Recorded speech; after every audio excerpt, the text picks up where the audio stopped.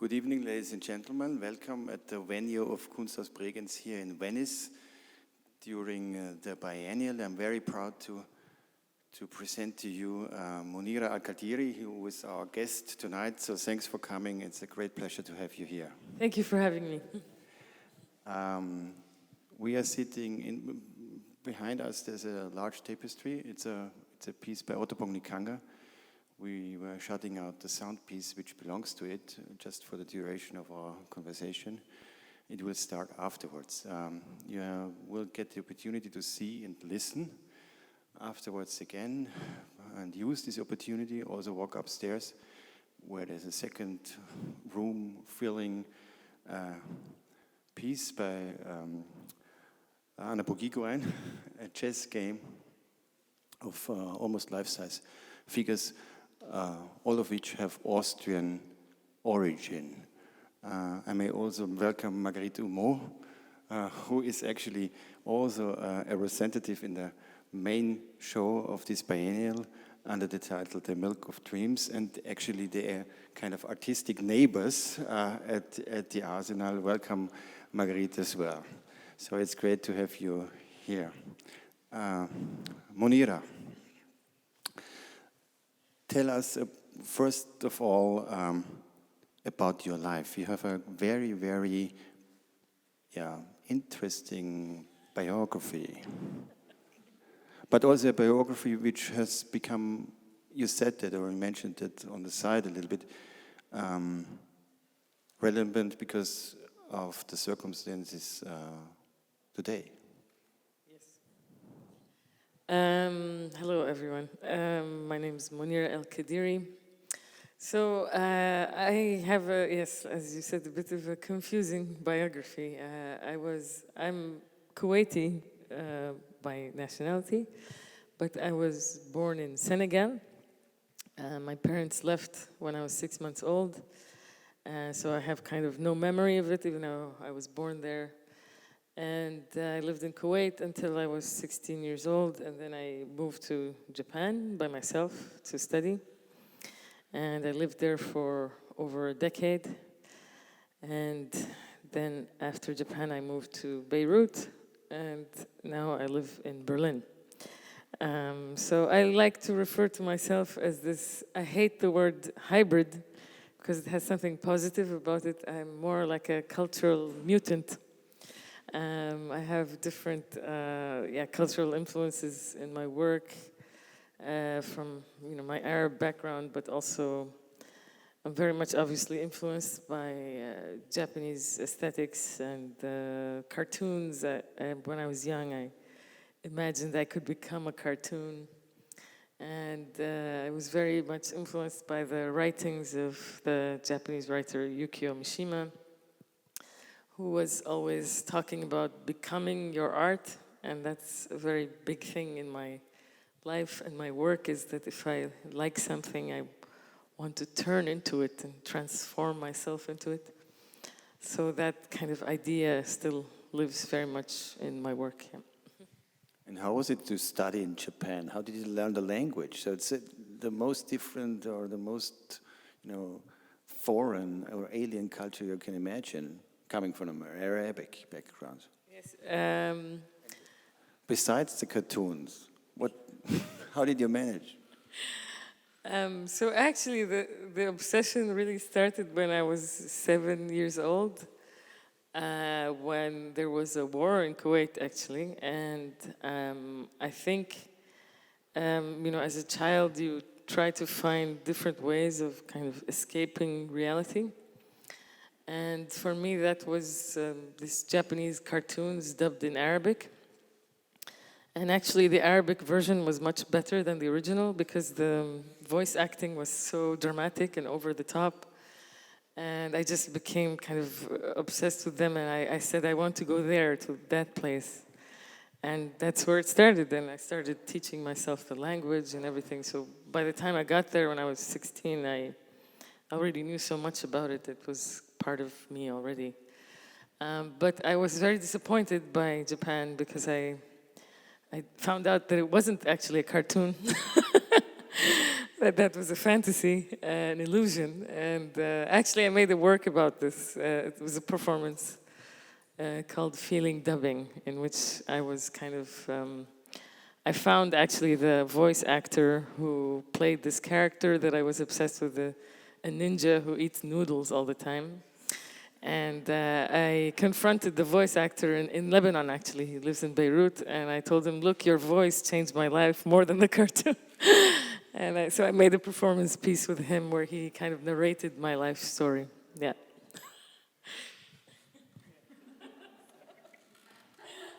It's funny. Yeah, what about the voice? How important is language?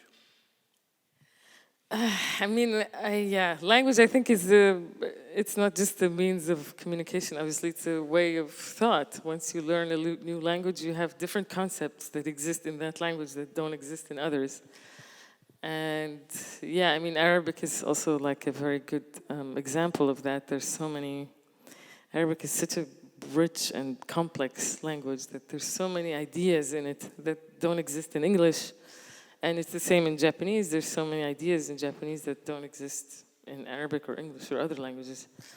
And I find that fascinating. It's like, I also used to work as a translator from like Arabic to Japanese. And I love translating. It's really like your impression of what's being said rather than what's really the meaning of the words. And it's a big responsibility, actually. So translation also of cultural concepts in my works are very important. As far as I know, Japanese language has a very rare grammatical concept of having some words or phrases that only one gender is supposed to use. And you dealt also with the question of gender, right? Yes. Also, my obsession with gender started during the war, actually at the same time with the cartoons. So my character was this male ninja character that I wanted to become. So naturally, I started cross-dressing when I was 7 years old. And it stayed with me until I was like 20. And I just found it interesting. The idea of gender to me wasn't really about kind of a sexual expression. It was really about power. And that in our kind of patriarchal society in Kuwait, it was really like, if I wanted to be a powerful person, I have to look masculine. Otherwise, I'm not cool somehow. This crazy misconception happened during wartime, especially because we were, like me and my sisters and my mother were kind of stuck at home and not kind of able to leave. And then my father was out there doing heroic things. This was kind of my image of what was going on. So I just imagined that men are more kind of liberated and more powerful and more assertive in their life. And this became this strange kind of... You don't have a brother? No. I was the brother. But then I went to Japan and things changed, obviously. But and I grew up and I started to have a different idea about gender. But it's very much present in my work, this kind of obsession with masculinity and masculine visual aesthetics. And I still don't have a clear answer for it. I really think it's more about expressing power within a very kind of unbalanced gender, society. Yeah. And you did I saw one video where you were having a beard, but also the language is very important there. Yeah. Can you describe it a little bit? Yes, I make this music video series called Music to My Tears, and I wanted to make music videos for songs that would never be visually translated into images. We think of music videos as this kind of purely commercial enterprise where people are trying to sell a song. And at some point I thought, why can't we do it for kind of older folkloric music that never gets visually translated? So the first one I did was called Wawaila, O Torment. It's an old, very old Kuwaiti song about men at sea, because before oil in Kuwait, the main industry was pearl diving. And men used to go out at sea for 3 months, 6 months of the year, looking for pearls, and they would sing these very kind of melancholic songs about lost love and lost home, and and it was kind of also a labor music for them to keep sane also.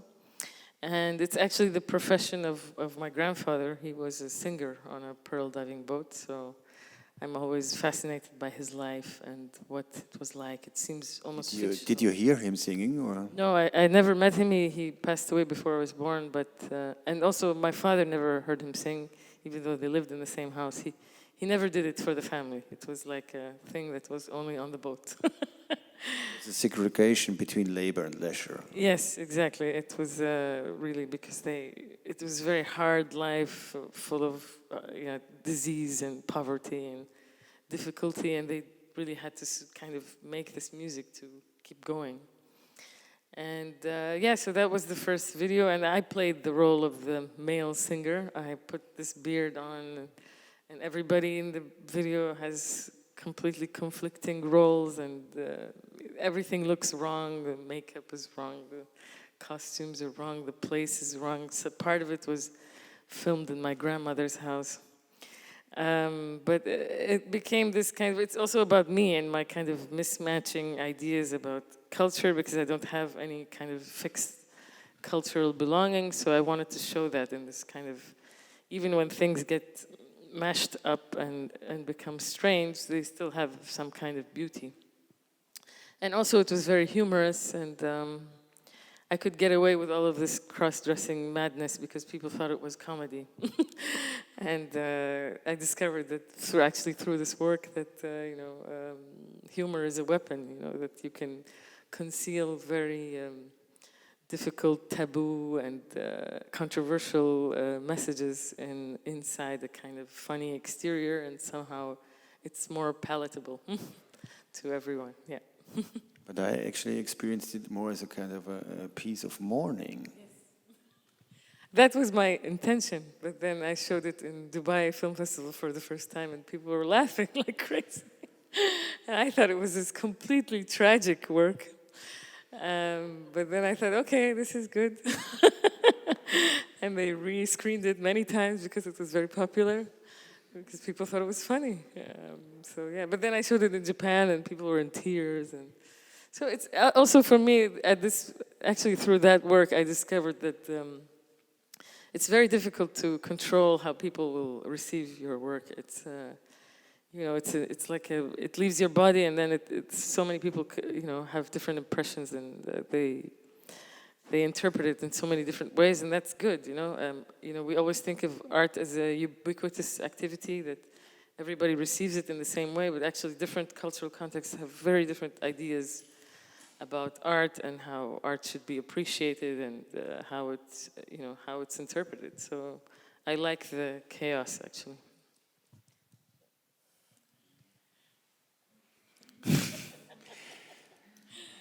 And did you listen to Japanese music? Of course, I still do. Yeah, tell us. I love, my PhD thesis was called The Aesthetics of Sadness. And even though I'm a very kind of humorous person, I'm very much in love with this tragic character. It has a very long history, I think, in Arab culture as this kind of, sadness is not seen as a negative emotion, it's seen as kind of a noble emotion. And I really love that. And I think like this kind of Western modernism with capitalism is, always pushing sadness to the side as if it's a disease or an illness. Whereas in history, there's so many instances of sadness being, a beautiful thing. It's part of the large spectrum of human emotion. So I felt this in Japan with the music there. They have this special type of music called enka, which is basically just, a disaster. We're always thinking about, I'm dying, I'm going to throw myself in the sea, you left me, and all of this. And I just love that music. It's so good. On the upper floor, there's this chess play, and there's also a portrait of Sigmund Freud. Mm-hmm. And if you're talking about the Western culture, Sigmund Freud wrote in 1912 an article called Trauer und Melancholie, so mourning and melancholy. And actually, it's a differentiation between these two types of symptoms. And so if you mourn, then you have the opportunity to get over it, because it's a loss, basically a loss of an object. He says actually object, this word object, even if it's a lover, it's an object. But you can go over it, and he even tells us a time frame for that. You should get over it within 6 or 12 months. And if not, then you have the other kind of type of deficit. Then you are melancholic. And this is worse because a melancholic cannot replace or substitute the object that is lost. But it's completely true what you said. So this is basically the idea that we have now, that you have to optimize. Even if you mourn and if you have loss, you have to optimize and you have to get over it and you have to be kind of well again. Would you agree? No, I don't agree. I want to mourn forever. I think grief and mourning and sadness are informing the human experience rather than, ruining it. I think it's a very important thing, and I just live in this. And it's the same in all of my works, actually. The tragic is a very integral part of what I do.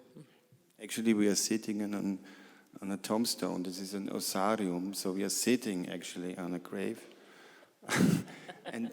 and bones. Bones. Yeah, it's nothing to laugh. No, but this is also a place of worship and mourning, right? This building. Yeah. Yeah. Yes, I think also there's different ways of mourning. For example, in my own family, my mother and father are from different sects in Islam. My father is Sunni and my mother is Shia. And in Kuwait, we only have one cemetery.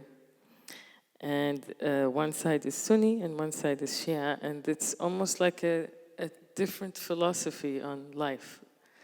The Sunni cemetery has no names and just mounds of earth. And you're not supposed to visit the dead. You're supposed to forget about them, because I think the grief is too strong, maybe, and also maybe it has something to do with life in the desert, that you cannot visit the same place, so you have to leave the dead and then move on. Whereas in the Shia cemetery, it was really a celebration of death, almost. There's flowers everywhere and photographs of them, and you visit them all the time, and this grave gives you good luck, and there's sweets and people visiting all the time. So it's like in one very small area, just separated by a street, there's a completely different conception of life and death and what it means. And I couldn't tell in the end which one was more sad. Is it the celebratory one where you're expressing your sadness and crying and making this huge, drama and facing it all the time, or is it the kind of more somber, kind of harsh one? I couldn't tell, and this is kind of also in my own nuclear family.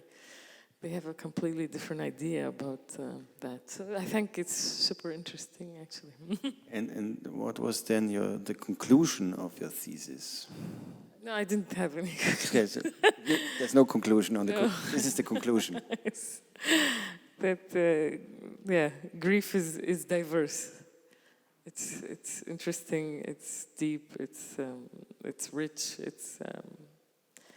It's also futuristic. And Sigmund Freud, the founder of psychoanalysis, he just not talks about mourning in terms of that you lose a person, but also you can lose what he says a culture. You could really get, for example, as a migrant, and he would use this as an example, you lose your home, you lose a culture, and you have this experience somehow as well, yeah? Yes. I mean, when I went to Japan, I totally lost my culture. At the time, it was very closed, I would say, and very few foreigners there, and really had to assimilate to Japanese society very quickly. Even at some point, my Arabic got very bad because I was using it for so long. And but I'm an alien. I think even in my own country, I'm an alien. I'm an alien everywhere, and I love being an alien now. I have accepted it. I'm jealous of people who have strong cultural belonging, but at some point I have to accept that this is what happened to me. But I think this has happened throughout human history, that cultures shift and change and are flexible. And I think today we also talk about identity almost like it's a fixed object, and I really am against that. I think it's malleable and very much, in constant flux. It can change very quickly.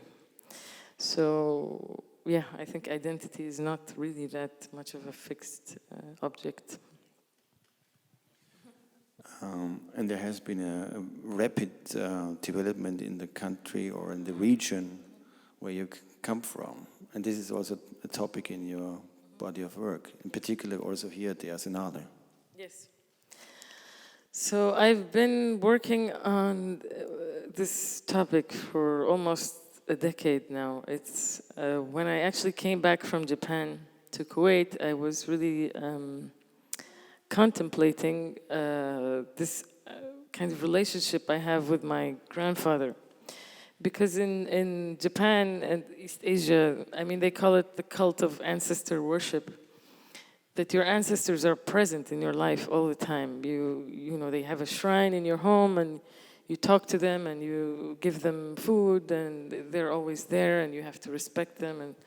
And this kind of rubbed off on me, and the ghosts are there. There's also this very strong idea about ghosts. So when I left Japan after 10 years and I came to Kuwait, I started thinking about my ancestors. And who are they, and what did they do? So I thought about him as a figure a lot.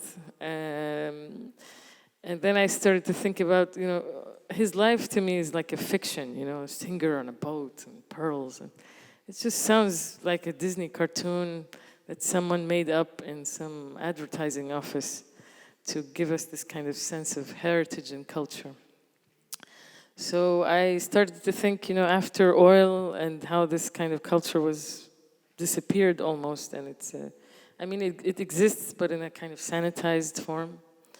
I wanted to see what is this kind of historical connection between me and him. How can I get over the rupture caused by oil, which is like this alien that landed there and changed everything. So I was looking at pearls and oil as kind of material objects, and I discovered that they actually have the same color. It's called dichroic color. It's this iridescence between, this kind of rainbow-like effect. And I started to do all of these color studies, and I discovered, yes, that the pearls are on the light side and oil is on the dark side of the same color spectrum. And I decided also on the spectrum of ethics. Yes, exactly. And I decided to create works around this because I thought only this color is representing the continuity of history in this place. And that's also a tragic idea, that only color lives and the history is gone. So I decided to create works around the color, and then I wanted to see what can I do with this color, and I discovered the oil drills. Oil drills are really, if you see them, they're really beautiful jewel-like objects. They're covered in gold and diamonds to make them drill better, so they're really beautiful, and I didn't really know about them before. And actually, where are they fabricated and produced? All over the world, but there's very there's like the superstar producers in Germany actually, and the US. But there's all different types of fabricators all around the world. And they make new models all the time, and they're changing shape, and there's hybrid models now, and models that go horizontal instead of vertical, and for rock drilling, and they make even videos about the new the new type, and it's almost like this Hollywood advertisement of like the new drill. So I decided to make my first work in 2014 called Alien Technology, which was a 3-meter public sculpture of an oil drill coated in this iridescent color, and it was placed in a heritage village in Dubai next to pearl diving boats. And to me, the drill was really a representation of me next to my grandfather, the boat, and completely detached in terms of how we look, but still existing in the same space somehow. And I really thought of the drill as also a self-portrait of me and my generation, because it's a freak generation. The oil interval in history is not going to last very long. And these kind of alien mutants that were born out of it will also kind of die out. So I thought it's, I magically got this, I didn't really make sculpture at the time, but I got the commission to do a public sculpture, and I thought this is the thing that I need to do. But let me clear on this. So your drills that are placed on these rotation pedestals, yes. They are not copies of real drills, no. They are, yes. No way. Yes, they are. They look like that. Yeah, I was thinking that this is your kind of invention. No. No, they actually look like this, and this is what I'm saying. They really look like some magical. What do you change? Only the coating? Only the color, yes. Yes. And the size.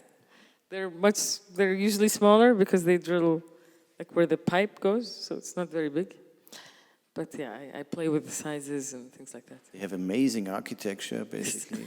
They look like cathedrals or peaks of cathedrals or jewels. Yes. Or crowns. Yeah. And my idea is also... Also very phallic, right? Yes, exactly. There's the masculinity for you. No, really, like the first one I made really was this phallic big thing next to a very cute boat, and I really felt like it, the masculinity of the object. But, also drilling itself is a kind of a masculine, I think, expression, penetrating the earth. But I really wanted to kind of flip that equation with these pieces in the arsenale.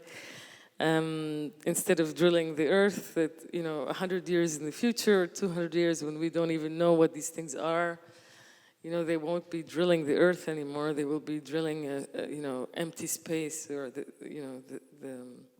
sky instead of the earth.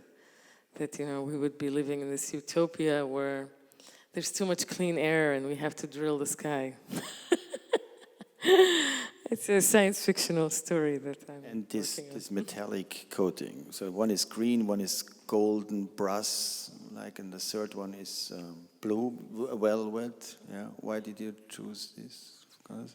I've been working with a lot of different. I made a lot of different works around this, and I'm always experimenting with new colors that have this iridescent effect. And I just chose them because I thought that they're evocative. I think the green pyramid drill really, it looks like a mosque or something to me, and has this golden dome, and I just thought that the color really evokes that idea of this building or Tower of Babel situation, and I'm always trying to play with the shape that it evokes something else. Some people think it's like a marine creature or an octopus or a building. So people don't, and other things that I don't want to mention. But people have their own interpretation also because of the color, and they're shocked when they learn that this is actually a machine, Yeah. And they were a cruel one, so to speak. Mm-hmm. Yes, exactly. It's a very destructive object, and the idea is also to, show kind of the reality of oil as it's a very seductive material. I think it's the seduction of wealth is so much stronger than anything else, even if you know that this is a destroying a destroyer in front of you, that this oil industry actually, is polluting and destroying the earth, that the seduction of the wealth it brings to people is so much stronger. And the idea also behind these colors is that, it tricks your eye, you're constantly seduced by it, but it's actually kind of killing you at the same time. And this is the kind of tragic concept I wanted to, express there. And at the moment we are talking a lot about energy and fossil energy and so. And how do you expect the future? What's the next change of paradigm? I mean, obviously, Will be any? I mean, obviously we have to move beyond the fossil fuels, and my work is really, I'm trying to kind of preempt the end of oil. I'm from Kuwait, which is an oil-producing country. It's 90% dependent on oil. And I'm also kind of preempting my own demise in a way, because it's we have an existential relationship to this material. It's, it supports the way that our life is structured, and if it's gone, everything will collapse. But I kind of want that to happen. And I think, the future is probably hybrid. There will be hybrid sources of energy, and we will not depend on just one. And that's really, I think that's the future, and that's where we have to go as a species, or else we will become extinct somehow. And maybe only the drills will be alive then.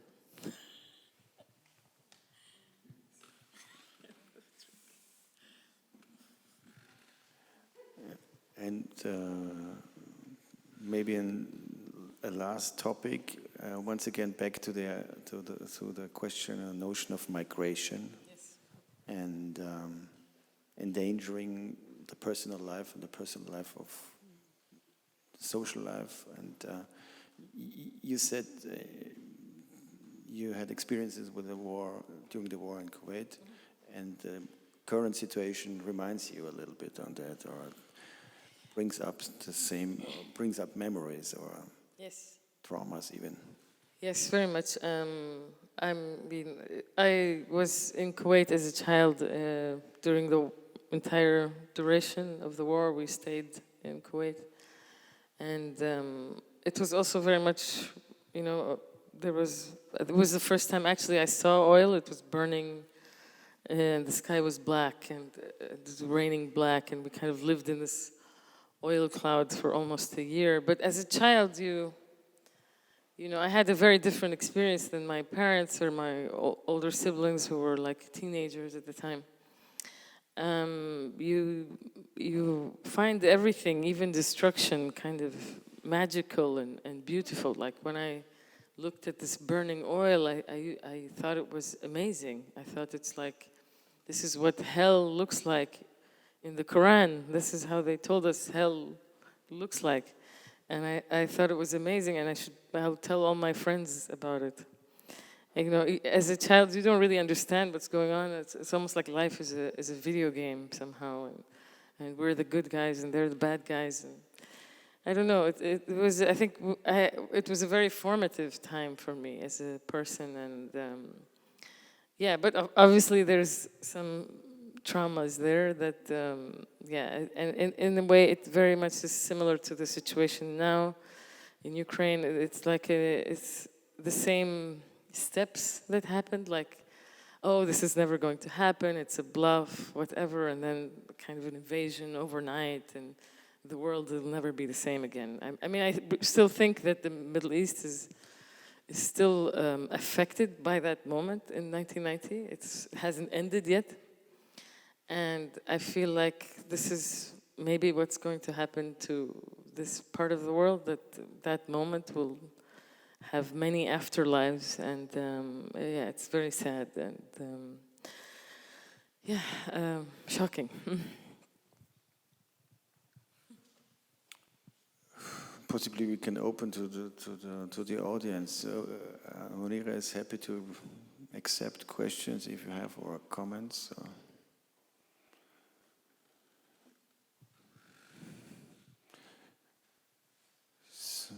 A lot to digest. Monira, do you want to add something? Or? I mean, I'm happy to be here. I think, yeah, my work at this moment in time has a different meaning somehow. And I think, yeah, I really think it's something I've been working on for a long time, but maybe people now realize that this subject is really important. I mean, when I first started discussing this topic years ago, people looked at me with kind of blank faces and what are you talking about, and the end of oil and what? But now it's kind of much more relevant, I think, and yeah, I really want people to think about this. I know that I mean, everybody's talking about it now, but it's really important. Like, how do we imagine a future without this? Our entire modern existence is based on this substance. It's not just fuel, it's plastics, it's everything. How do we imagine a different way of life? It's a very important idea, I think, and I really think there's so many different ways of kind of contemplating it, and I just want people to think about that when they see the work. Yeah. So we are mourning then a material, not just an object, and a beloved one. Yes, thank you so much. This was absolutely great. A big applause for Monira, please.